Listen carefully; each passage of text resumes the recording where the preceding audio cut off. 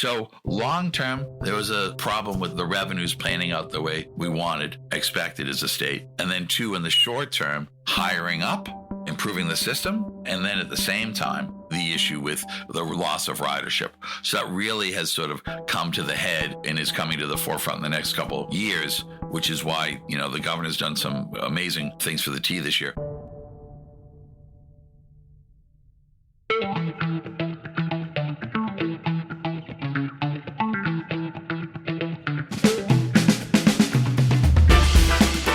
Welcome back to another episode of Spilling the Tea, the podcast that takes you behind the scenes of the MBTA. I'm your host, Andrew Cassidy of the MBTA's Customer and Employee Experience Department. And in this episode, I'm thrilled to welcome the MBTA's Chief Administrative Officer, David Panagore. Today, we're diving into the financial state of the MBTA at this pivotal moment. We'll discuss the financial cliff, the daunting $24 billion deficit, and Governor Healey's decision to double the T's operating budget. We'll examine the debates and decisions that are shaping the future of the T. Let's get started and welcome Chief Administrative Officer David Panagore to Spilling the Tea. Chief Administrative Officer Panagore, welcome to the show. Glad to be here. Glad to be joining everyone. Now, first off, I think most people might be familiar with the terms CEO or CFO, but what does a CAO actually do? It's a good question. A CAO is a chief administrative officer. And in any large-scale organization, particularly one complex in state government with the size and scale of the MBTA, you have a lot of bureaucratic functions. The public and the legislature enact a lot of laws that regulate the way we do business in all areas to ensure that it's happening, the public's business is being conducted well. And so a chief administrative officer is really down in the boiler room running the mechanics of the ship. You're less concerned about the strategic or policy direction pieces. You're mostly concerned about the process and the efficiency and the effectiveness. And you coordinate across whether it's when we buy goods and services, that's called procurement, or we spend money through finance, or we hire people, or we train them, or we test them, or we buy a piece of real estate, or we operate our computer systems and we use our software. All of these sort of functions are what make government work on a day-to-day basis. And if you have a competent and effective administrative system, then you're really able to achieve your goals a lot better. You can have great goals, but if your team isn't coordinated, your team is not talented, your team doesn't have direction, you're never going to win that game. So it's really about practice and training to a goal. And every day we practice with the organization to be effective. So a chief administrative officer is that person down in the boiler room who makes sure that all these component pieces happen every day and bills get paid and goods and services get bought and people get hired. All those functions in a government is really what a chief administrative officer makes sure happen. Because I believe in responsible and effective government. And so for me, it's a passion. Now, in that boiler, you mentioned some kind of financial pieces. Yeah. And, since the pandemic and as recent as the January board meeting, there's been talk of a looming financial cliff. Mm-hmm. I believe the number that was given was between $567 million and $652 million in fiscal 2025. Mm-hmm. And then every year after that, it continues to grow and grow and grow. Can you explain what this means for the MBTA and how it affects planning? Is this solely due to financial challenges of the pandemic, or is there something else? So starting several years ago, about 5 years ago now, we started doing a financial forecast, 5-year financial forecast. It's really a best practice for how you should anticipate problems and start planning for them and alert people that either there's an issue or there's not, or where the issues are. And so since that time, we have been projecting that there is going to be a structural deficit. A structural deficit means it's not a one-time problem. It's built in that you have a permanent gap between low revenues and high expenses. Over the course of the last 5 years, there was a course correction under the Finance Control and Management Board, the FMCB, that was needed for the MBTA to bring its expenses under control and really modernize a lot of its systems. Those were good things. In addition, though, part of that was reining in costs. And over the past 3 or 4 years, we've started ramping back up some of the staffing. So we sort of shrunk everything down to the level it needed to be to make the budget work. But then there was a recognition the MBT needed to grow. And so the 2019 safety panel report was one incident of that. And building from there, we've started building the hiring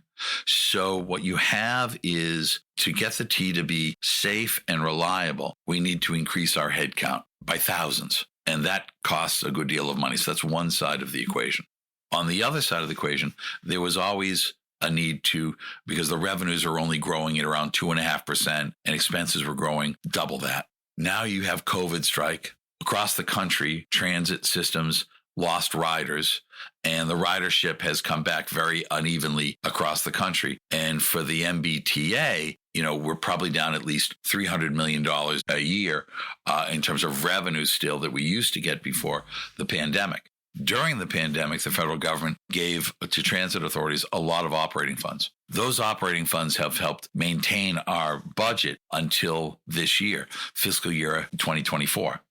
In 2025, that is when we start hitting this fiscal cliff, when the federal money is running out, and at the same time, the need to grow our workforce to be able to provide the sort of service at the level people want, the way they want, safe and reliable service. Those things are coming into play as well. Those two factors are what's driving the conversation today. But you asked about other factors, and there's one big factor. The way the MBTA is financed, from roughly about just under half its budget, is through a portion of the state sales tax, 1 cent on the dollar across the state on all sales tax. This was put in place back in the year 2000. It created a sustainable long-term source of revenue for the MBTA. The problem was, for the decade or two before that, sales tax was increasing at 6.5% to 8.5% on average over that period of time, over the last 10, 20 years before that. But from the moment they passed this sales tax, something odd happened.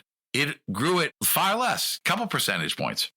And that means that the MBTA, the expectation was the MBTA was going to be able to have available between $9 and $12 billion more since 2000 than it's had. If the MBTA had those funds, if the numbers had played out the way everyone hoped, then the MBTA would have been able to do its capital maintenance program, hire its staffing. So there is a structural problem with the revenues that we've received over that period of time that has led us to today. And last, in addition, related to the central artery, there's a lot of commitments in the central artery projects beyond the building, the bridges and the tunnels, was to improve public transit. And the MBTA took on those projects, and that burdened us with several $1 billion worth of capital costs that were added to our budget.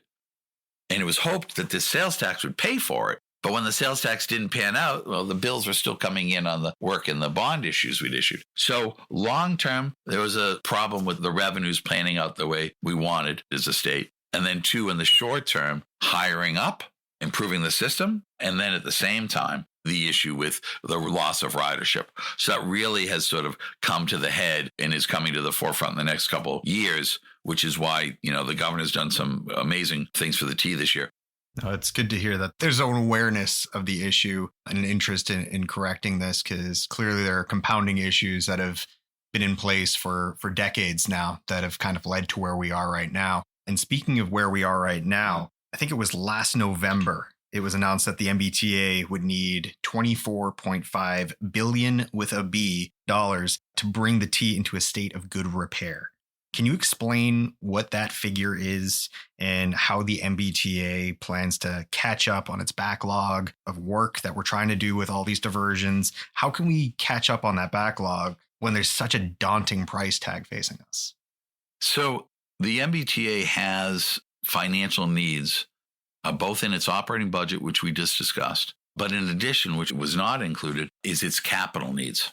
So first of all, I will just mention that, to explain to folks who are listening, during the time of the Finance Control Board, the idea was to spend about $8 billion to modernize the T. The solution was going to be through capital work. Some good work happened, but at the same time, the system has degraded even over that period in time that you're putting the $8 billion in. Now, with General Manager Ng, Phil wants to really bring a lot of that work in-house and really promote our maintenance and do the work in between capital and maintenance so that the system is already maintained. It's not just do the capital work and then don't maintain the system and wait till it breaks down again. Phil's very much interested in doing the work in-house and maintaining the system, which I think is a much smarter approach given the long term. Now, that's sort of our approach to attacking this $24 billion figure, which is really to fix pieces of the system, but fix them in a way that there's going to be a maintenance program behind it to make sure it doesn't happen again. Now, as to that 24 billion figure, that's really an index. It is a relative assessment of a wide variety of assets of the MBTA. It's gone up since the last time we did it in 2019 for a number of factors. One of the factors is inflation, and construction materials really have gone up materially. And two, because we've actually looked at more pieces of equipment than we did before, those two principal factors. But it's a daunting number. It's a huge number. But it's really an index. The means and methods by which we inform our annual capital plan to decide what to prioritize. Now, again, our capital plan each year is in that range of $1.8 to $2 billion. And this capital needs assessment helps define what projects we're going to prioritize. But it doesn't mean that everything has to happen today. It just means that if you were to replace everything in kind that needs some sort of fix, that is not in a state of good repair, and I think it's a very self-explanatory good term, that these items would be based on its condition, what you would prioritize. Now, the last thing I want to mention is that's just to replace in kind. What we want to be doing, and what Phil's really driving on and the board's driving on, is replacing it better than it was. Taking that step to modernize the system and step into that transportation system of the future, that you're not just replacing 1980 technology with 1980 technology. You're actually doing those electrification projects and those modernization projects and paying attention to climate resiliency and bring the system up to date in a way that makes it more durable, more reliable, more modern system. So it is a large number. The MBTA is using it to prioritize each year and to chunk off pieces as we go forward, but we will be funding this through some projects that are maintenance, state of good repair type projects, and some projects that are really about the transportation system, of the future. Bus and rail electrification would be two examples. That's really interesting to hear. And it's good to know, because when I hear state of good repair, I think of maintenance, I think of just fixing things, but it's nice to learn that the MBTA is looking ahead. And again, as you said, not just fixing, but putting something better in its place and evolving the system as a whole. We have to. Absolutely. During her State of the State address, Governor Healy announced a doubling of the state support for the MBTA operating budget. What do you see as the key financial challenges ahead for the MBTA, and what are the steps we're taking to address them? Why should people invest in the MBTA? People should invest in the MBTA for a couple pieces. One, because we're going to show, and I think Phil's really leading the charge, we're going to show that we can really run a safe and reliable system, that we're going to make the improvements that we talk about making. And so folks can know that they can have faith in the management and the approach. Because I don't think anybody wants to invest in something that they don't believe the management can get the job done. And so I think first is proving to the public that this is a new MBTA and an MBTA they can execute. Second, because of the number of people that ride the system and how core and critical the MBTA is to the regional economy. As I often tell people, I live at a housing authority in the transit business because we connect people from their homes to their places of work, their places of fun, and that from a regional economy point of view, if we invest in the MBTA, we invest in the commuter rail system, we invest in our bus system and our rail and ferry, then you really unlock economic value of the entire region, and you help out all of what are called the gateway cities, and you really drive the regional economy, and you unleash the economic capacity of the Bay Area, of the Massachusetts Bay Area, the region, the Boston region, which I think is critical. So I think it's important that people know that they can invest in the T and that there's public value that comes out of it. A rising tide lifts all boats. Now, as to the governor's commitment and the challenges facing the T, the governor has taken, and she's shown by her leadership, proof that she believes both in the management and in the value of the T, as I was just talking about. We get $127 million from the state to support our operating budget. She is doubling that and adding $60 million more for capital work. And that is on top of the existing statutory sales tax. These funds will go towards critical safety and service hires at the MBTA, bring about some of that in-housing of our maintenance work that I was talking about earlier. But the challenge for the T, and the governor has gone a long way, is both short-term, our next operating budget, which we have additional funds for, but long-term, how to grapple with, as you said from the top, this looming fiscal cliff of hundreds upon hundreds of million, and deliver the safe, reliable service that we talk about that unleashes the economic power of New England. Oh, well said. It's good to always see that there are plans, again, looking to the future. It is an ongoing effort, and it seems like it's a concerted effort to address the financial limitations of the MBTA, which then can unlock so many opportunities for people, not just even in places served by the MBTA, but even beyond realistically, just because of that financial impact to the region. And it's everybody's individual life. You're working at a hospital, you need to get there. But then it's also the aggregate. And as you say, it impacts everyone in the region. You have a well-functioning transit system, and the economy starts working better. And when the economy starts working better, it has a whole bunch of knock-on effects. Yeah. I mean, I don't know if you know the numbers, but I couldn't imagine what the quantification of the financial benefit of the MBTA is. I think it's even hard to really put your finger on it, just because of, companies who decide to move here, people who are able to find that opportunity to go to higher education, to, get the medical treatment that they need at one of our area hospitals, whatever that is. There's just so much involved. There is, and I've done some research in that area, and there's a lot of good work that was actually done by Northeastern. When businesses look to locate, actually taxes and corporate benefits are actually low on the category. What's high on the category is an educated workforce, a good transportation system, and things for their people to do when they come work there. And Boston has, a great educated workforce, the Boston region. We need to have a better transportation system. And there certainly is a lot for people to do here that a transportation system can connect. But it is reasons why businesses move. It is reasons why businesses stay. And I do agree with you. It is almost incalculable, the economic impact that having a well-functioning transit system can have on your regional economy.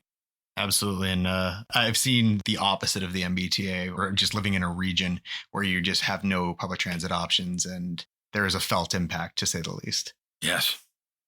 Now, still, I guess, talking about state budgets and what have you, more recently regarding the 2024 state budget that was recently released, there has been some debate coming from advocates on whether the funds allocated are sufficient for the MBTA's needs. Can you provide some insight on how the budget supports or falls short of the required amount of monies that the MBTA needs?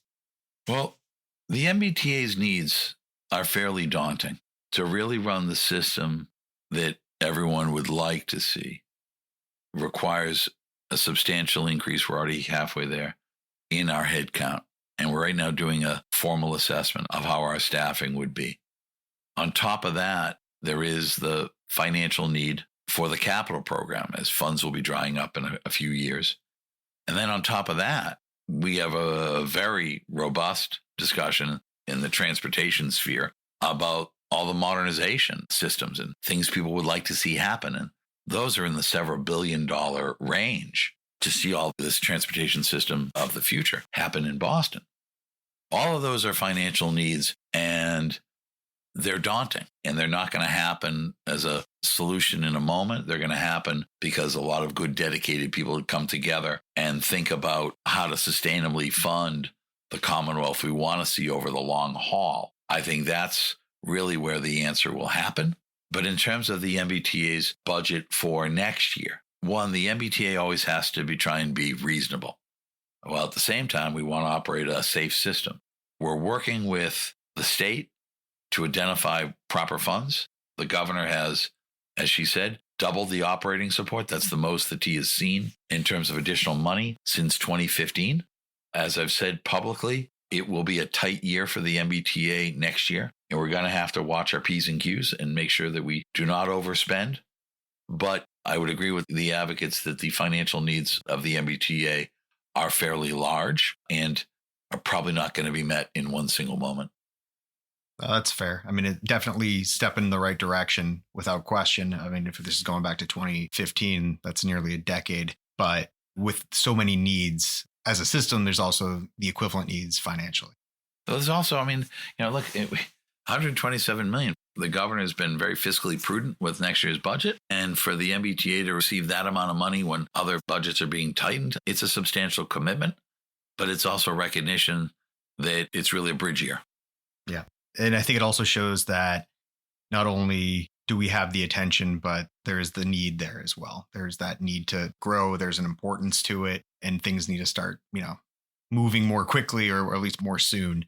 So it's good to see. And if I may add just this, that in the conversations, the rooms that I've been in, there is no one across the board in leadership that I've talked to in the state of Massachusetts, from advocates to the legislature, to the business community, to senior government officials.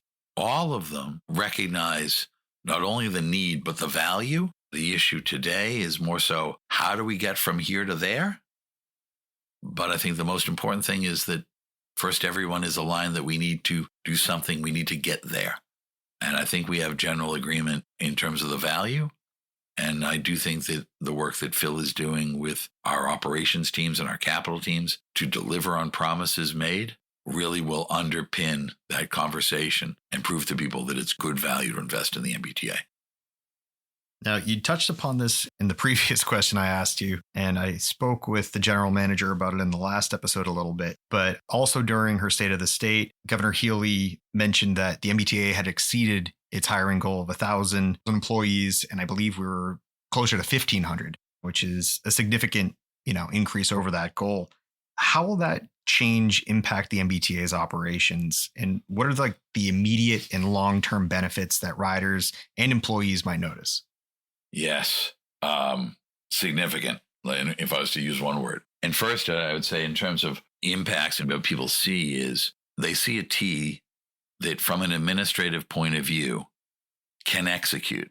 The governor set an audacious goal, and the MBTA staff that Phil's, push and direction undertook the work, and we transformed the way we do hiring at the MBTA.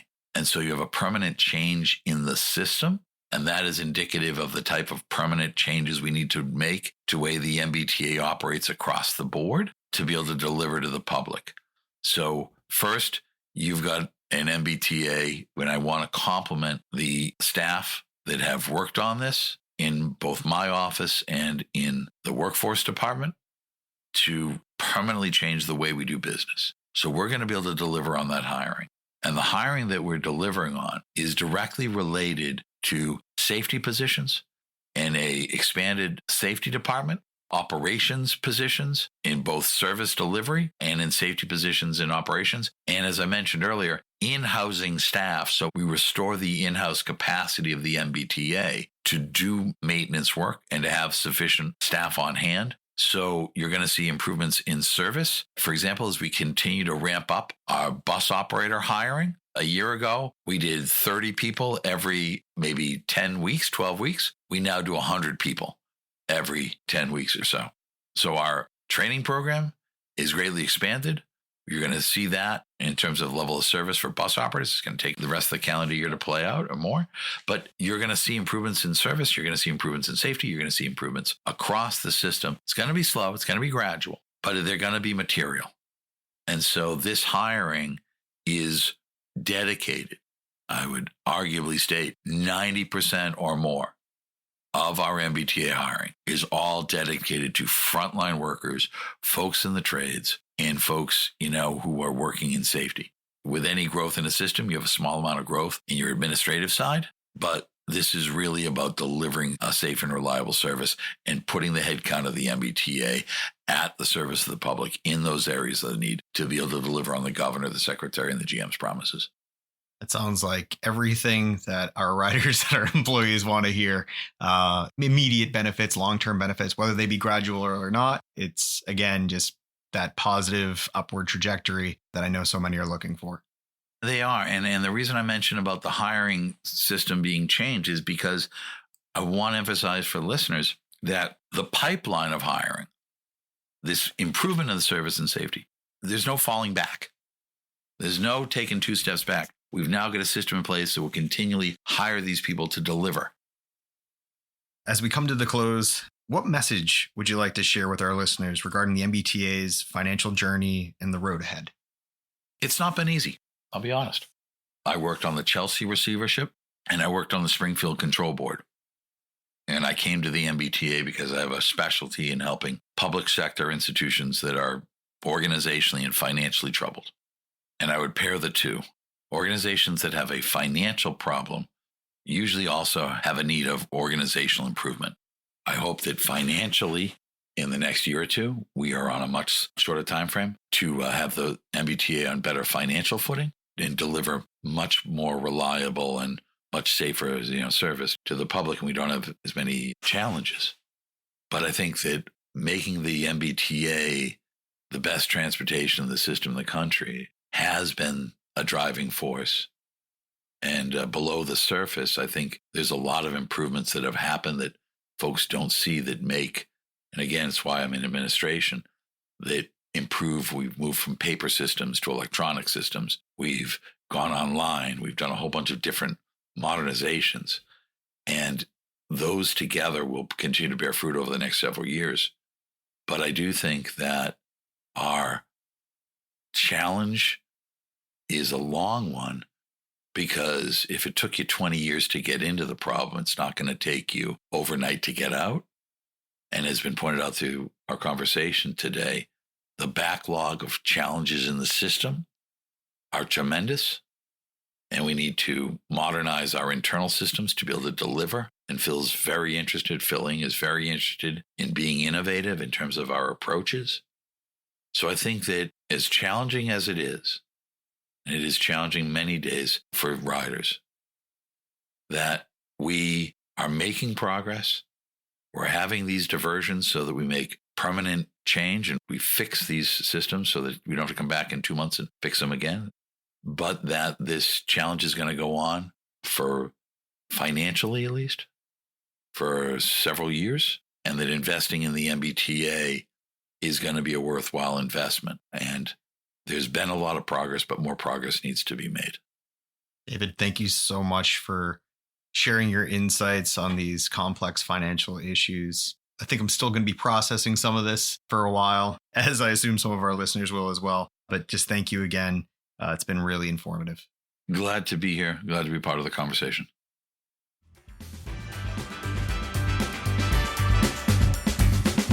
And there you have it, folks. A comprehensive look at the MBTA's financial landscape with David Panagore, Chief Administrative Officer at the MBTA. We extend our deepest thanks to David for joining us today and providing such valuable insights into the financial workings and future strategies of the MBTA. To our listeners, thank you for tuning in to this episode of Spilling the Tea. We hope you've gained a better understanding of the financial trials and transformations happening at the MBTA. Don't forget to subscribe, rate, review, and share this episode. Your engagement is essential as we continue to offer transparent and informative discussions about the MBTA. If you have feedback, questions, or suggestions for future topics, we're all ears. Send your thoughts to social@mbta.com. Until next time, I'm Andrew Cassidy, and this has been Spilling the Tea.